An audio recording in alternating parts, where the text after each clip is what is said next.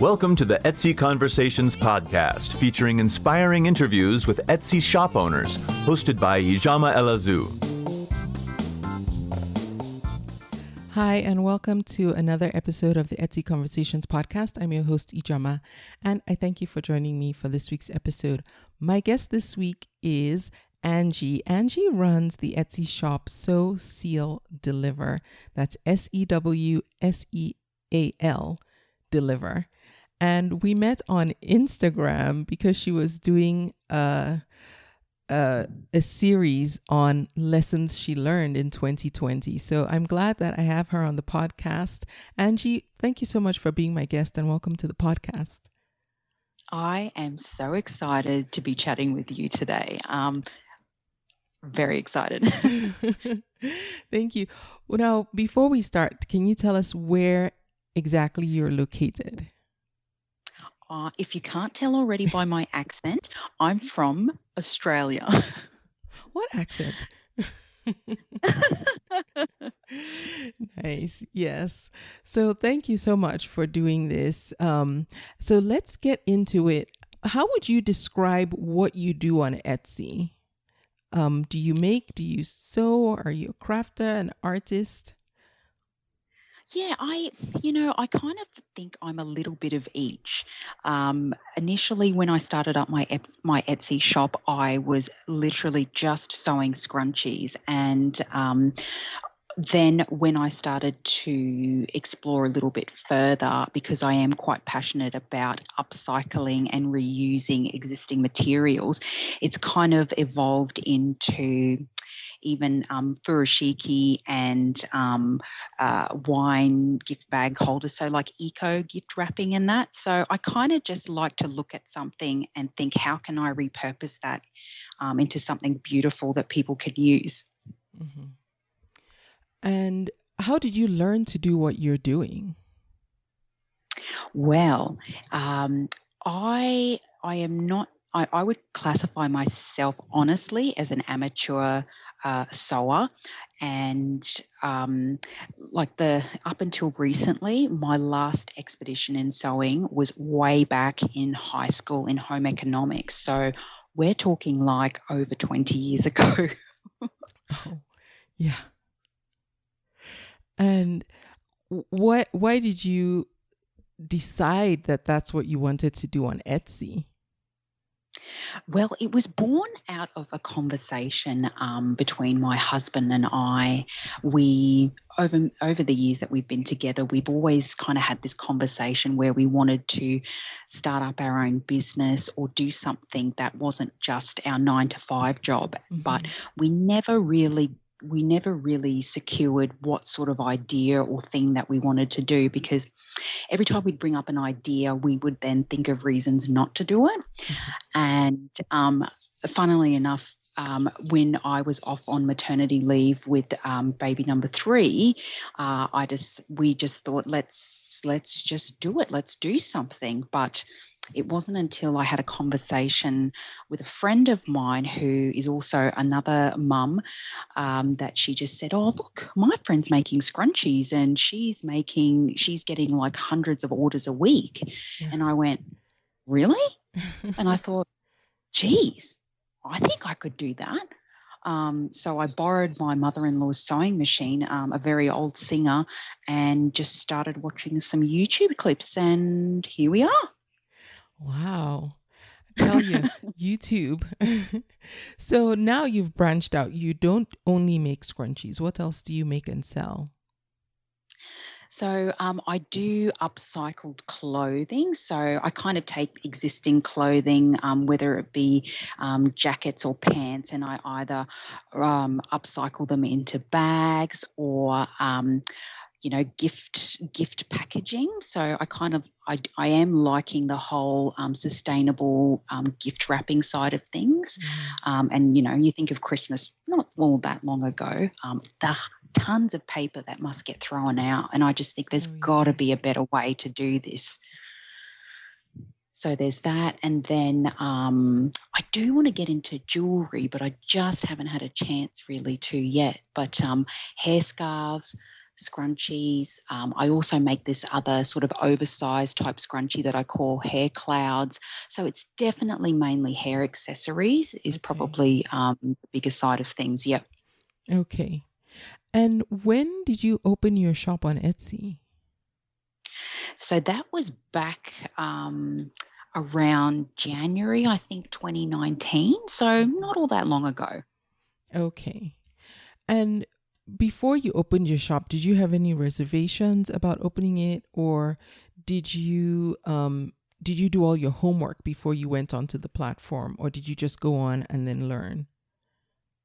Well, I heard about Etsy many years ago, like back in 2006 before my husband and I got married, but I never went there.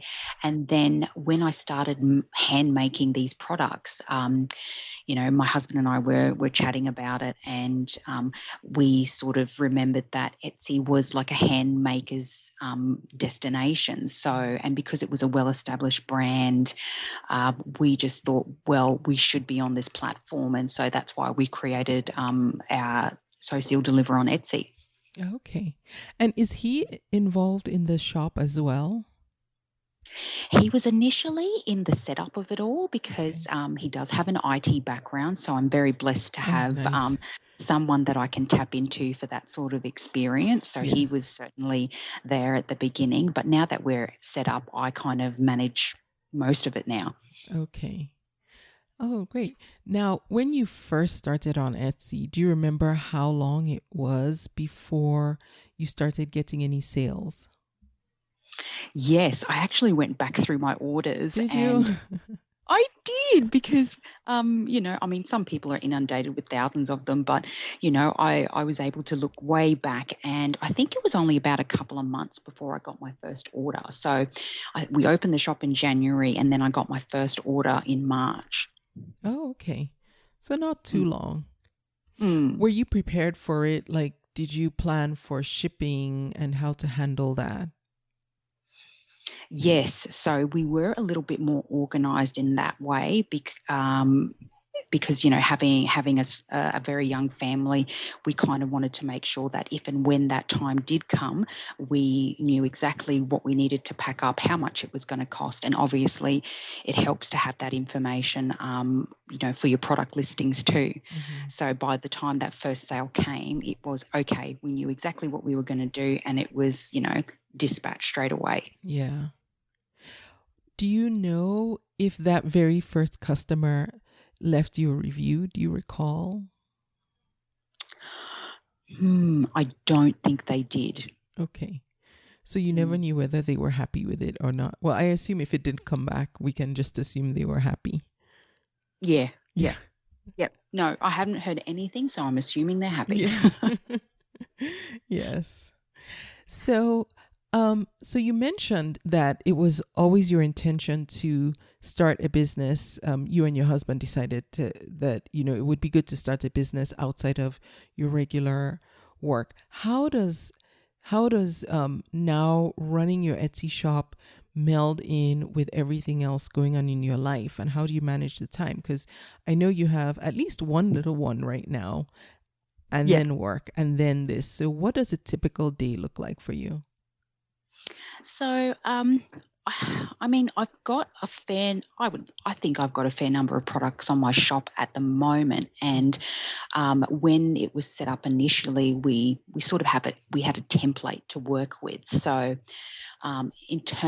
I don't really do all that much with the shop at the moment, other than maybe editing tags for listings at the moment. And if I wanted to update one of the videos that I have there in the About Me section, then I'll do that. So it's not a lot of work at the moment, which is probably a good thing for me. But I am trying to spend regular time, whether it's around those key celebration times of the year, so that my searchable terms are up to date and things like that. Okay. Yeah. How often are you adding to your product line? Like, how often do you not decide, but when you think of a new product to add? So like right now you have the masks, you have scrunchies. How often do you decide, sorry, I need to phrase this properly. That's How all right. often do you expand on your product line? I think that's what I'm trying to say. Yeah, yeah. It, it's not a regular thing for me at the moment. Just because, with small kids and managing part-time work, I don't have a regular thing to put up there. Yeah. But I think my last release was back in January this year. So, and look, whenever I get a chance and I have some free time, because I've always got so much stuff lying around that is already produced but not on the shop. So, when I get a chance, I'll try and put some listings up. Okay. But yeah, January was probably the last time. And then sometimes if I get a bout of inspiration from something that I've seen, then I will try and get some time to make something. But yeah, it's definitely not a regular thing for me at the moment, which is a shame. Yeah. Well, okay. So let's talk about pricing. Since like right now your inventory is growing slower, do you try to make up for the income from the shop perhaps in the pricing so that each product when it sells is worth, the time and the effort it takes or it took to get it there? Yeah. No, I kind of struggle, I think, a bit in that area, to be honest, because when I look predominantly at what I've got, which is, the hair accessories, look, it just, sometimes I try to match what my competitors are doing. But at the same time, say, for example, I might have a scrunchie that'll be for sale for like $5 or $6. And then I'll look at another competitor's page and they're selling them for $1. And I just think, I can't compete with that. And if somebody wants to buy that one over mine because of the price, well then, that's their choice. And I guess when it comes to my products, I like to think that if people are going to be purchasing it, the money that they're spending is because they get a good feeling out of knowing that I'm not buying brand new material. I'm repurposing, and they're buying it because they know the person behind the brand as well, if that makes sense. So, yeah. Yeah, no, that does make sense. And, also I think the good thing about it's good to look at what your competition is doing, but then also when it comes to pricing, I think one of the mistakes that a lot of Etsy sellers make is assuming that everyone is starting from the same level, because they might have wholesale suppliers, their cost of goods might be lower than yours, and so they can afford to charge less. And so I think those are some considerations to take into place, not just for you. To take into account, not just for you, but for anyone listening when you're comparing your prices to others in your niche. Is there might be some differences in the factors that go into how they determine their prices, and so it's good to keep what you're doing in focus so that you don't underprice just because you want to be competitive. Yeah, definitely. So, one of the things that we started talking about on Instagram was I saw that you were doing a series on your Instagram, and you were talking about lessons learned in 2020. Did any of that have to do with Etsy, or was that just in general?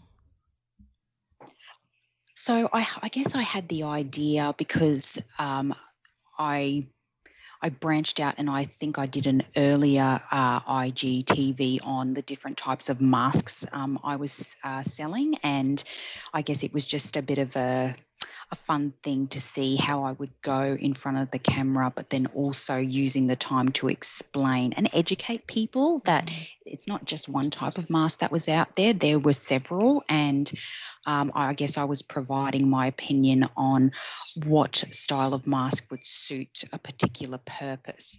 So, and I started doing that. And then I had this idea one night that, maybe other people who were in a similar position as me would, I guess, like to learn from someone who has been there and done that. And I thought if there is any way that I can help other people, then this was, I guess, the way to do it. And I thought, well, what are some of the things that people might be interested in listening to? So I just jotted down a few general headings, and Etsy was one of them. So I did, obviously a series on different topics, related to what I've learned last year. And, I don't need to mention what's been happening over the last 12 months, but that certainly spurred on I guess, the opportunity for me to get in front of the camera and, I guess, help others, because that's in my nature. Yeah.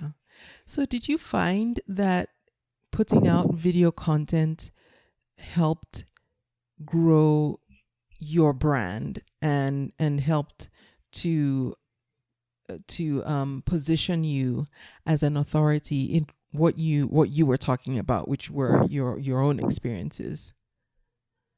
Yeah, I mean, I don't know if it has. Like, I mean, if it's about how many views you have, I try not to look at that and focus on it too much. I figure out of those views, if somebody gained something useful out of it and it's helped them in some way, then I guess I've done my job. Yeah.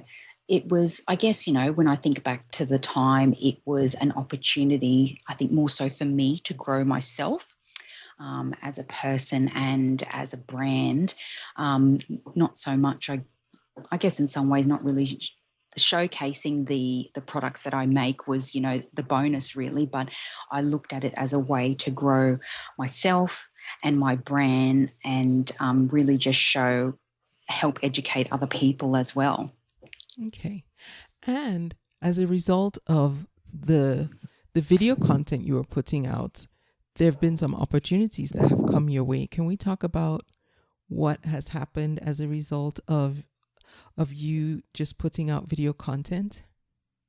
Yeah, it is a bit exciting actually, because I guess one thing I didn't mention is that, during the height of the pandemic here in Australia, being around that March, April last year, I, like so many other millions of people, went onto TikTok and thought, what is this? And just like most people, you do get sucked down the rabbit hole. And then I found myself thinking, well, gosh, if people can use this to elevate their business and brand in some way, then, well, I'm just going to go give it a go.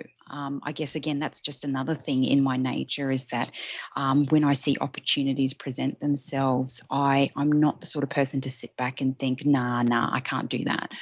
I try and think, what could this lead to? And I think I don't want to ever think in the future sometime, what if I had done that? Where could I be today? So I kind of just leapt at the opportunity. And because, working from home mostly, you can go a little bit stir crazy. So it was just also an outlet as well for me. And I really enjoyed the whole experience of being creative, putting myself out there in front of the camera, but then also showcasing what it is that I do too.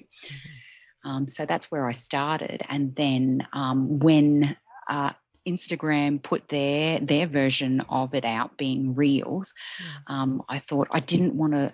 I'm already on a number of platforms as it is, and I thought, as much as I love TikTok, I do like Instagram, and I thought if I can just keep it on that one platform, I was very happy to do that. And so now that the tools and the updates that have come through recently on Instagram with Reels, it's getting a lot better. So I've just removed myself from TikTok and I've just focused on being on Instagram, because then I've got my posts, I've got my Reels, I've got my Instagram TV, and then stories as well. Okay. And from what you've been doing on Instagram, you've been able to collaborate with other makers.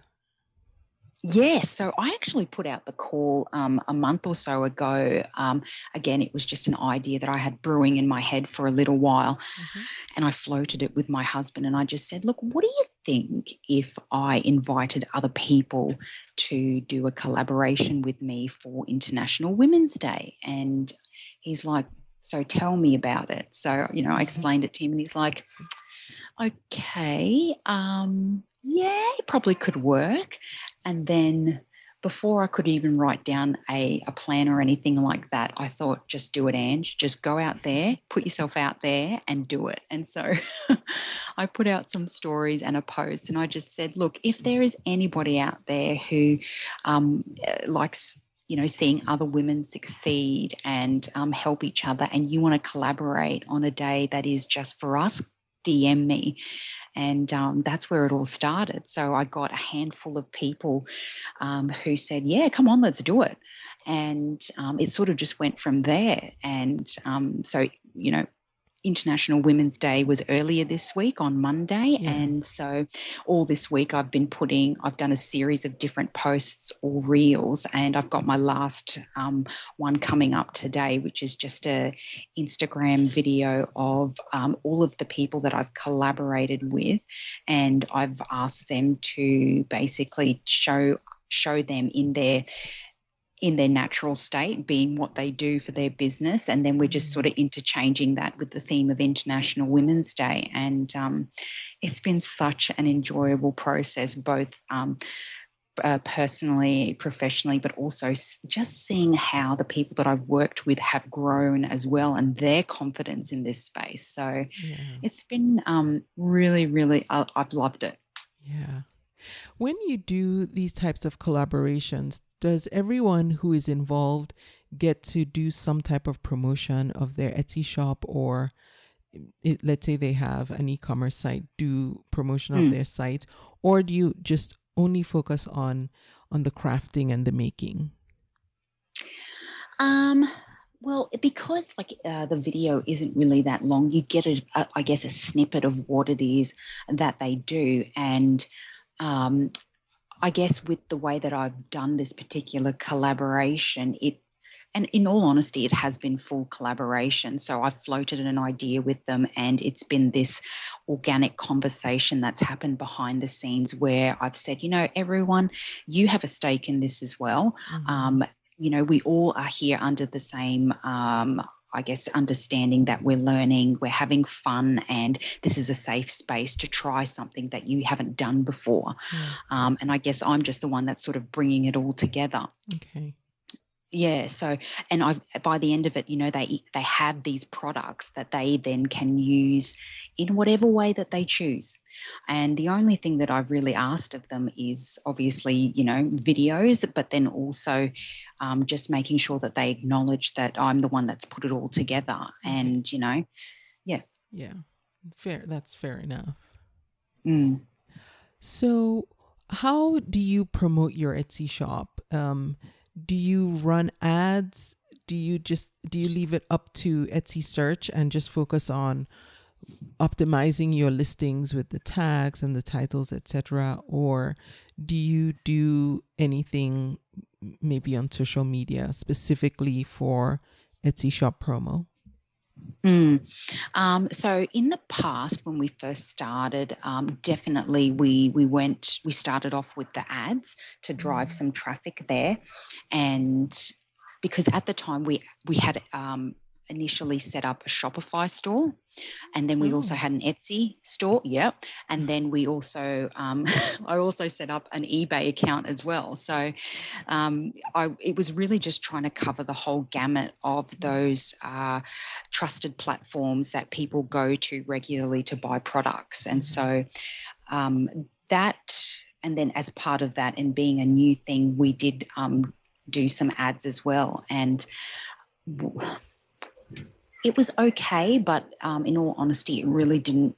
It drove a little bit of traffic, but it didn't really equate into sales. So these days I try and drive sales there through promoting Etsy on my Instagram. I think I've even done like a funny reel trying to draw people to Etsy as well in a funny way. And then because I probably focus on Etsy more, I think now in terms of driving traffic to that particular store, because it's just so easy with it being on mobile. I can just do so much from my handset, because trying to get time on a computer is not possible either. So do you still run the Shopify store and your eBay store?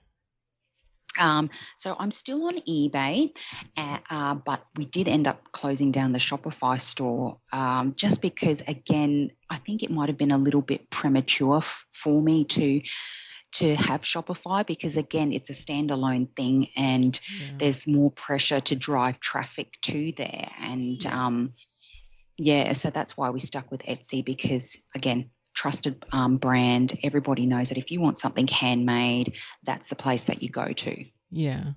Do you anticipate that having learned what you learned running a Shopify store, that you could possibly grow into the position or place where you might reopen another one? Or are you just happy staying on the Etsy platform and eBay? I mean, at the moment, it's quite manageable. Not having the Shopify store and just having to juggle stock quantities between both Etsy and eBay. But, the more that things grow, I definitely see that in terms of managing inventory, stock numbers and that, I probably would want to go back to Shopify, because it just made that process so much easier. Yeah. And for anyone who's wondering, on the Shopify platform, they have a system in place where you can keep track of your inventory. So as you're selling things, it's tracking that for you, and you can tell at a glance what you have left and what you need to replenish. Yes, it's so much easier to do it from one source than trying to juggle it between so many, because, behind the scenes, literally this is what it looked like in my little workshop / office / whatever multi-purpose room. Was I had a box that had Etsy written on it, and then I had a box that had eBay written on it.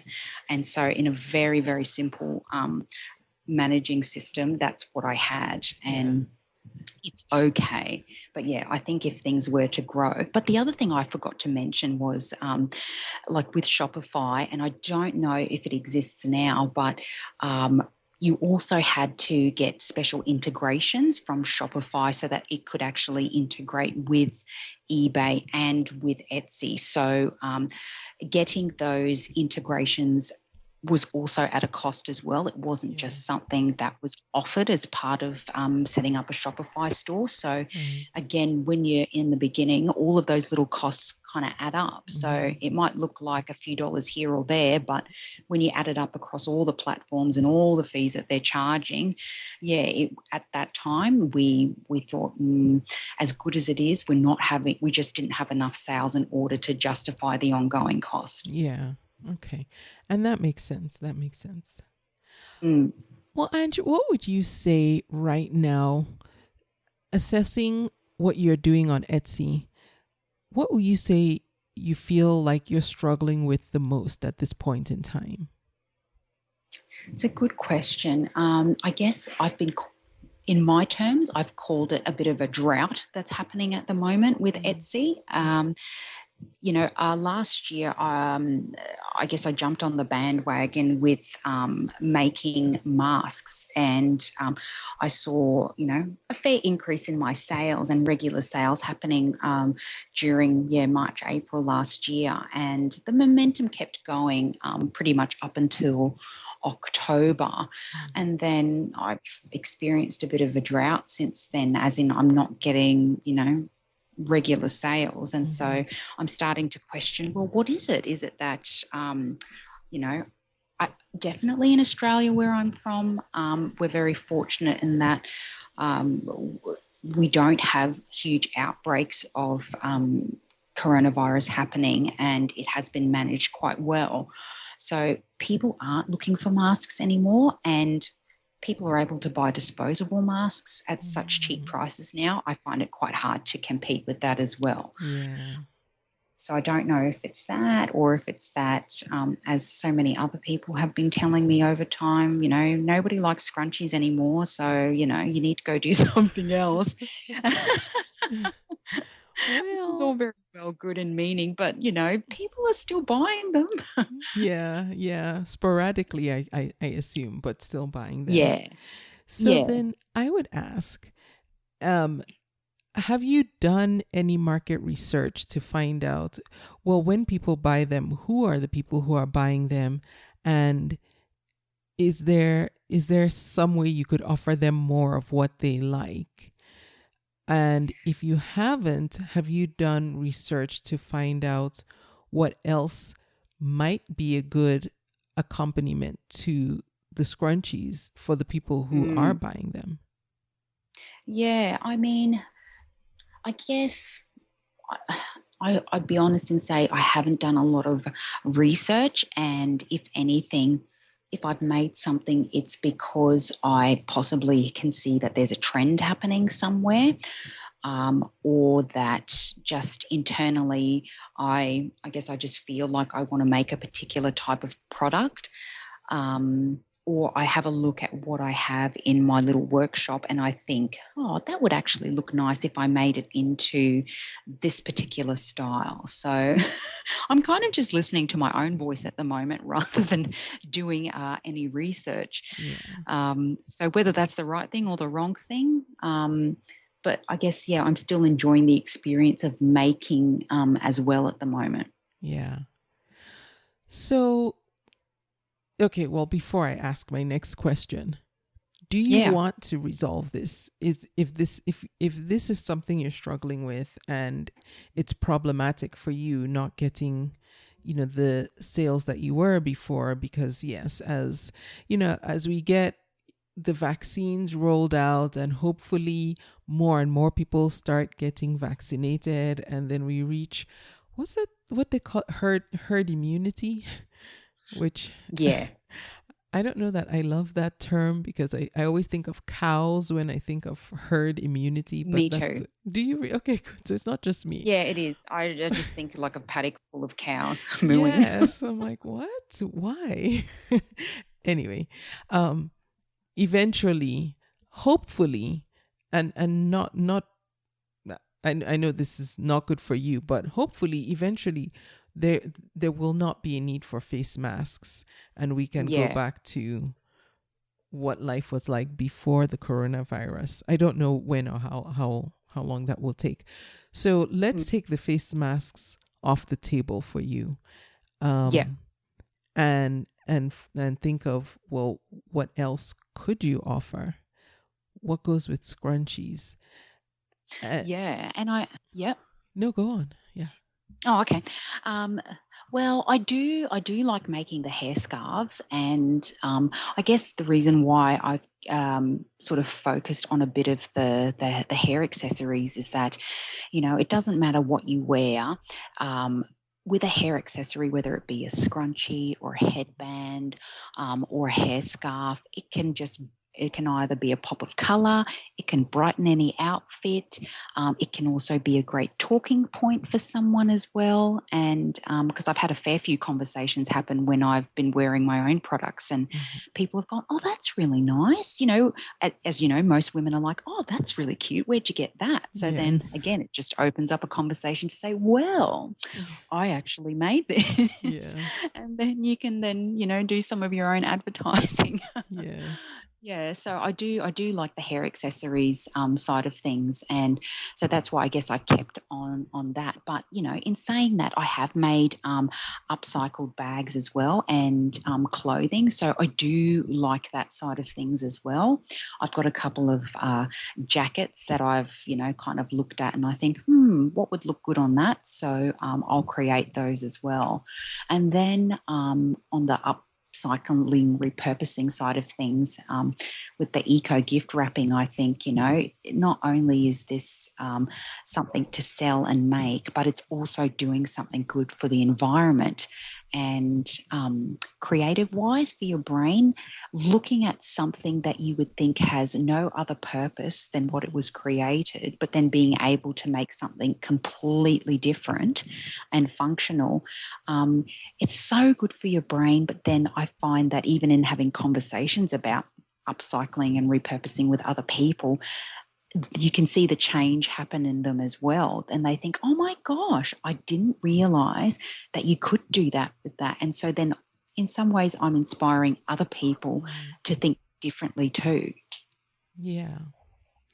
So have you ever considered working with a social media influencer to wear one of your products?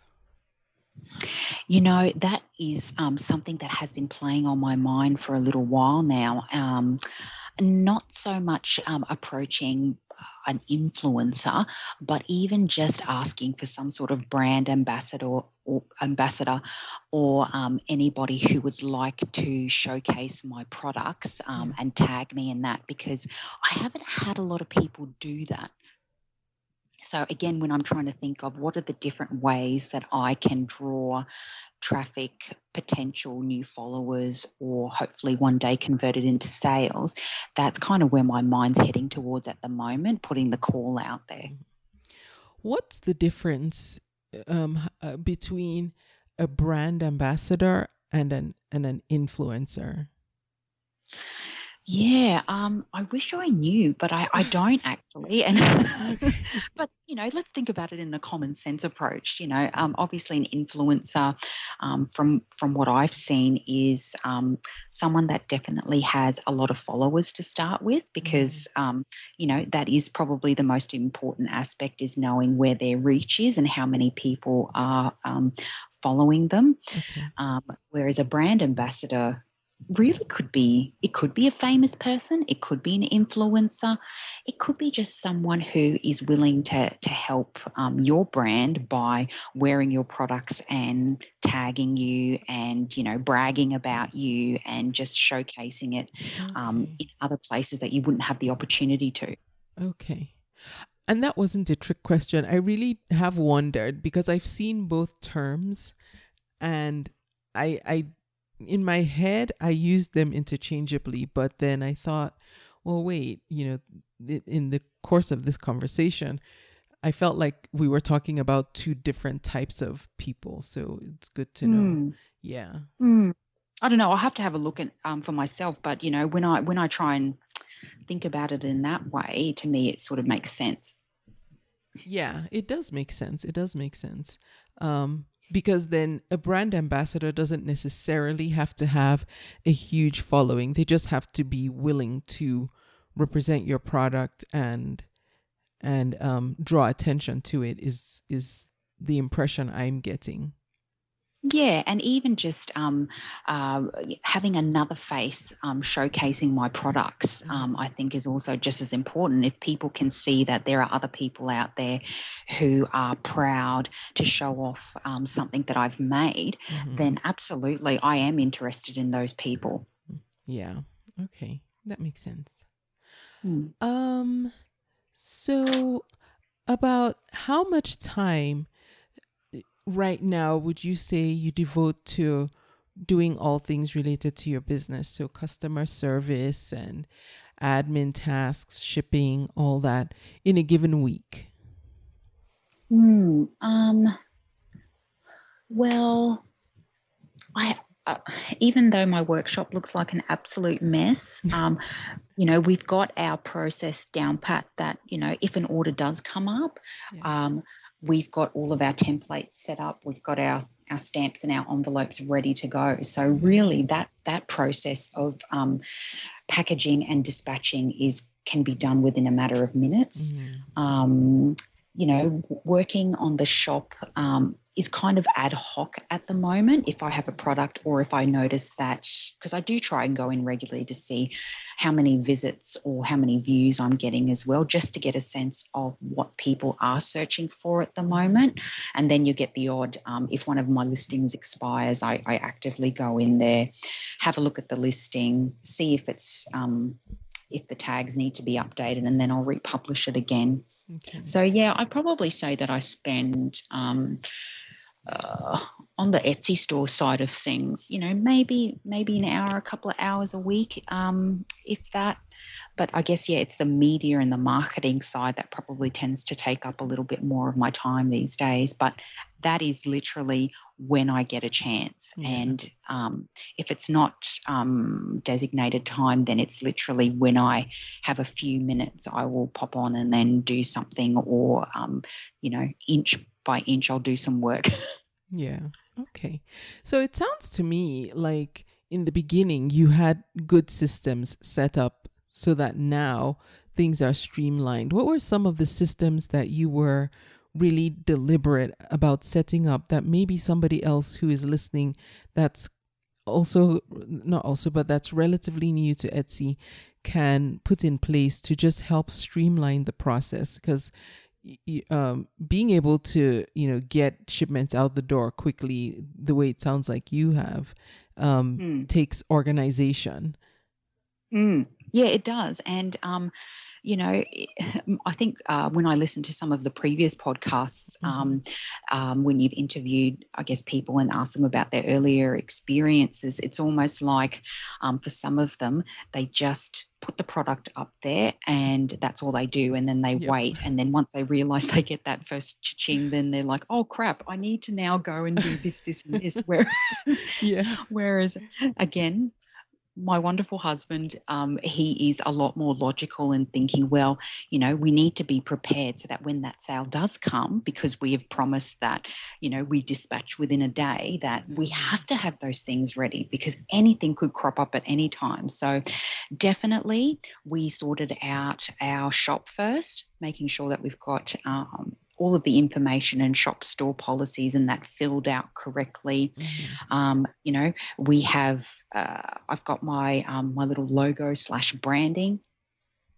We worked out, with our envelopes and that, how did we want it to look when we would send it off? So we've even got, so you'll know when you get something from Social Deliver in the mail because it comes in a yellow envelope, and it even has our branding printed on the envelope as well. We have return mail address stickers that we put on the back. So in the event that it doesn't reach its destination, it can come back to us. I've already got pre-printed and set out little thank you cards, which can also double up as price tags. And on the back of that, it has, follow us on the different platforms. What else have I got? Just making sure that all of the tags and the product descriptions are set up in the same way so that, because as Etsy says, when it prompts you to fill out your product descriptions, make sure that you can answer all of the questions that your potential buyers are wanting to ask. And I mean, that is so helpful because the last thing that you want a potential, shopper to do is think, well, it hasn't answered this question for me, so maybe I'll go look for that somewhere else. Right. You kind of want to give your buyer no reason to venture anywhere else. You just want them to add it to the cart. Yeah. Good point. Yeah. Now the custom envelopes that you have, can you share where you got those printed? So if anyone else is thinking that they want to also create custom mailing envelopes, they can check them out. Yeah. We don't get them printed by anyone. We do it all ourselves. Oh, you do? Yes. So we've just, because our envelope's slightly bigger and it's like this, brightish yellow color. And we just played around with obviously knowing what the envelope size was. And because the branding is quite simplistic in its style, so we just played around with placement. And so now we've got a template set up so that, when we get an order, we just pop it in the printer at home and put it through. Oh, smart, Yeah. smart. And that saves you money too. Yeah, and I mean, who doesn't want to save a little bit of money here and there? Of So, course. and that just means that I don't have to rely on somebody else doing that. Yeah. Mm. So, having been on Etsy for now going on 2 years, what is a lesson that you've learned that you can share with someone who's just starting their journey? Gosh, there are lots of lessons learned, but I definitely think spending the time at the beginning, setting your shop up properly, makes a huge difference in so many ways that I guess people don't realize. Whether it be, your branding or just making sure that, your product descriptions are consistent and your photos are consistent or good quality photos as well. Like spend that time at the beginning, setting all of that up, and then the rest should come so much easier because you've already had that time to look at it. And I mean, and it's not even when you set up your shop and your listings and your photography and that, it's not just about making sure that whether you're doing it in the app or your desktop that you've set it up nicely. Actually go and look at it from a buyer's perspective. So I call it like the user view. So, go and log in as an Etsy user as if you're going to buy something. And, when you publish that, go have a look at it on the user end and see what it looks like, because the experience will be very different as opposed to looking at it from the shop owner's end. Yeah. That's a good point. Is taking that step back to look at it from because you want to know what what the shopper sees, and if they don't see the things that you want them to see, well then that's your cue to go back, edit it, and then have a look again so that you refine that process time and time again. I'm glad you said that, because that's one of the things I don't think I do very often. Like when I put a listing up, in my head, I just feel like, okay, I've gotten all the information out there and it looks okay. But I never actually go and look at it like the way I guess look for how it would, look showing up in search and from a buyer's perspective. So that's good to know. Are there any features that currently aren't on the Etsy platform that you would like to one day see available on the platform?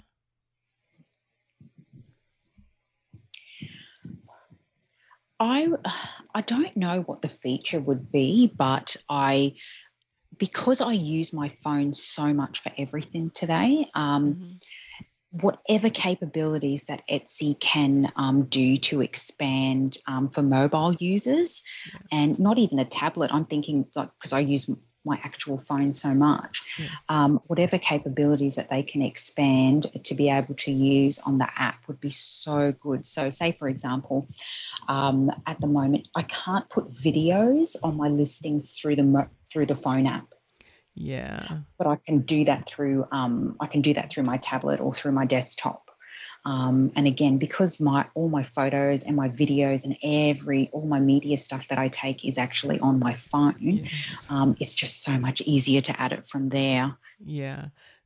That's the one thing that baffles me is I love the video feature, but I'm just so blown away that it doesn't work on a smartphone, because I thought to myself, my goodness, to the developers, I mean, God bless them. I know they do hard work, but everybody records everything on their phones. It would be so easy if, we could use that feature from the phone. And at the time we're recording this episode, the episode I'm going to reference has not yet aired, but at the time this airs, that will have aired. So what I'm about to say will be a repetition of what I said in an episode about 3 or 4 episodes ago.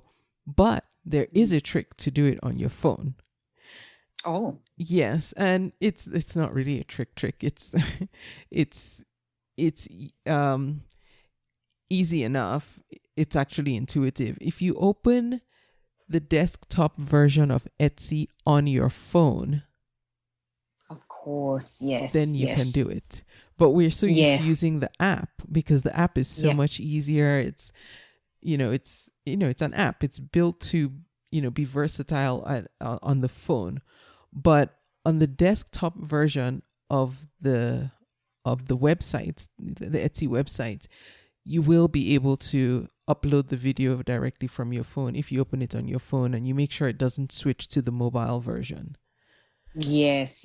And I have done that on occasion, but like you said, it's just so much easier. Yeah. And it's habitual for me. I go to the app straight away. I never think, okay, I need to do this, but on the desktop version. And I know those steps to take as well, but I just don't do it.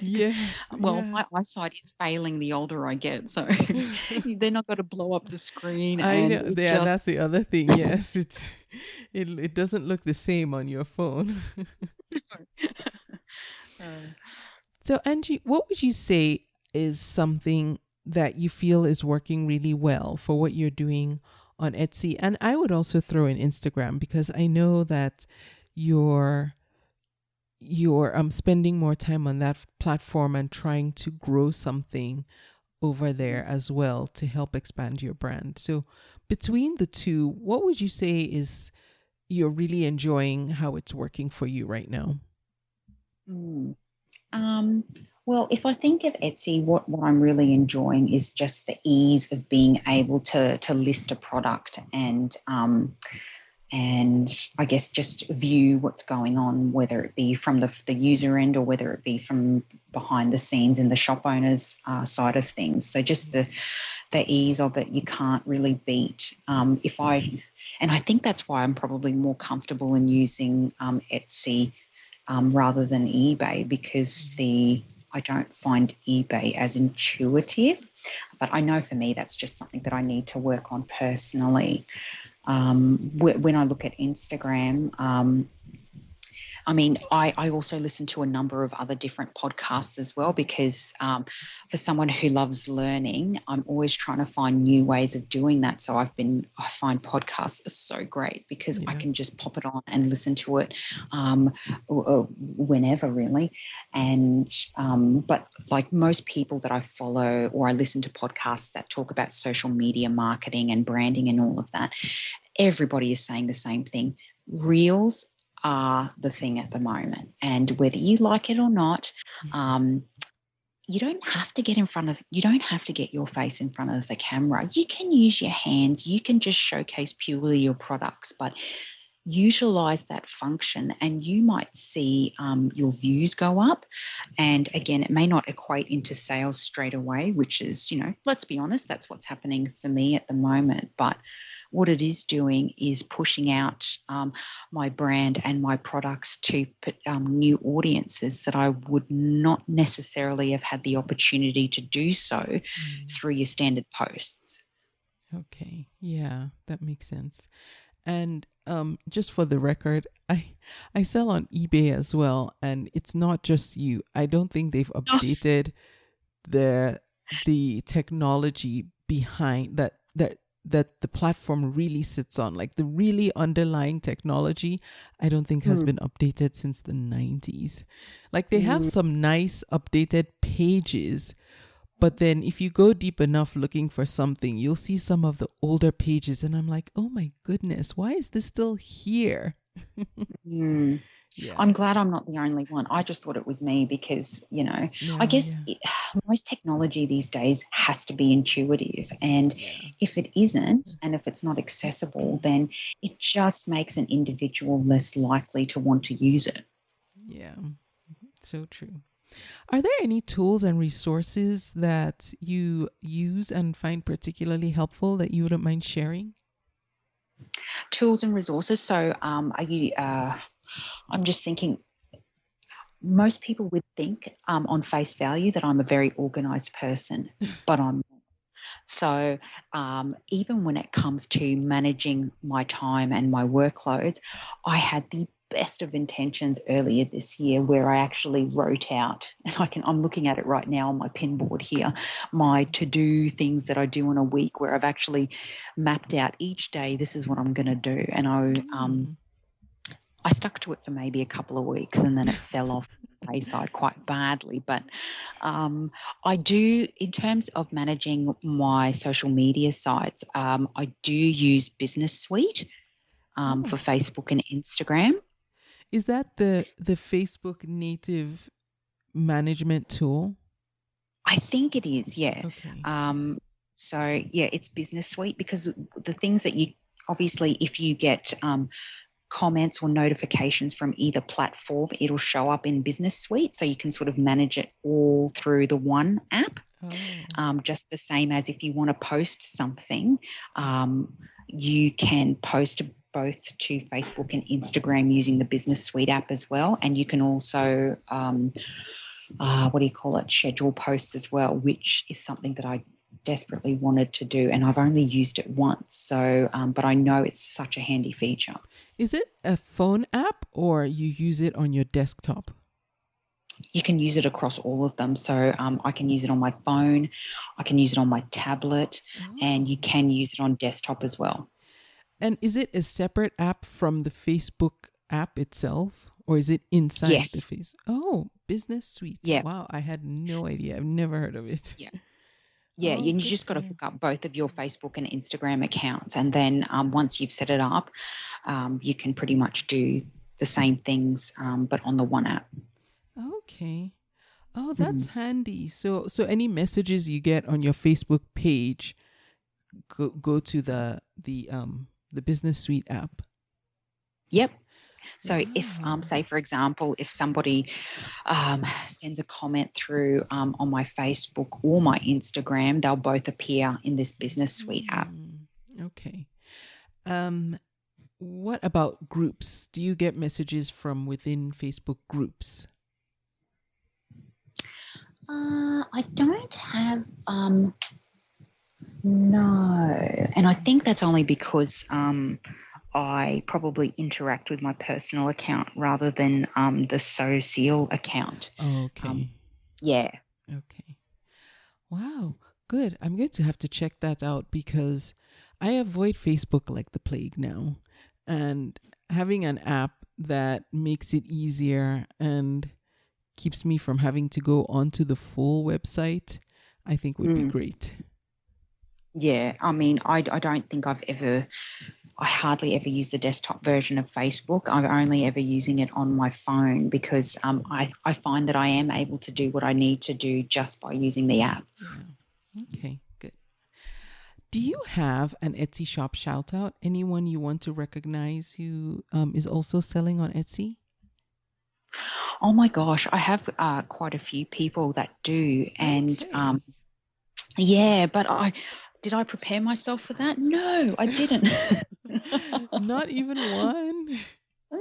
Oh well, I'm just let me see. I have my wonderful friend Jess from Clay It by Ear.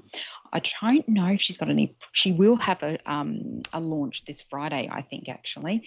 And she makes amazing Polly McClay earrings. She's so talented. Okay. And then I think I have, is it Michelle from Love and Joy, who also has an Etsy shop as well. Okay. And just so I make sure that I get the right names and link to the right stores, Jess's store is Clay It by Ear, CLAY It by Ear. Yep. And then her Etsy shop is actually Clay It by Ear shop. Clay It by Ear shop. Okay. Mm. And Michelle's is Love and Joy. I think I might just have to double check that one. Okay. All right. So if you don't mind, if you can double check for me so I make sure and then send me the link. So I make sure I link to the correct shop for Michelle, that would Oh, be great. yeah, here it is. Love. So I'll spell it. It's LOVEN Oh, okay. JOY Designs. Okay.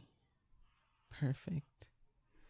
So I will link to both of those so folks can go and check out what Michelle and Jess are doing. And for you, Ange, what's the best way folks can connect with you if they want to get in touch? Can do it through Facebook or Instagram, really. Probably Instagram's my most busiest platform at the moment, but I'm also on Pinterest as well. Are you able to communicate on Pinterest? I don't actually, to be honest, I don't even know if you can. I've set it up, but I haven't played around enough with it yet. So definitely Instagram is probably the best place that you can get me. Okay. And on Instagram, Michelle is at Sew Seal Deliver. That's SEWSEAL Delivered. Not Michelle, but I am. I'm sorry, not Michelle. Ange. I guess because I had just written down Michelle's name. I had Michelle in my mind. Ange, yes. And so I will link to your Instagram account as well as your Etsy shop too, so folks can check out what you're doing and connect with you if they want to carry on the conversation. That'd be awesome. I'm always up for a chat with people. I love connecting and sharing, and I'm just one of those people that likes to listen and help. Yes. And I like that. And it comes off in your videos. And I do hope folks will check out the videos that you have posted on Instagram.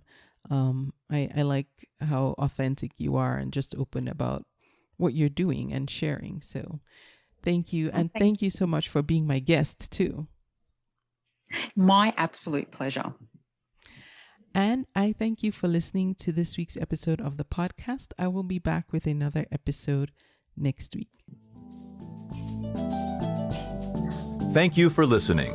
You can subscribe to the podcast in iTunes, and while you're there, please leave a review too. Visit convome.com to leave a comment or feedback on this episode.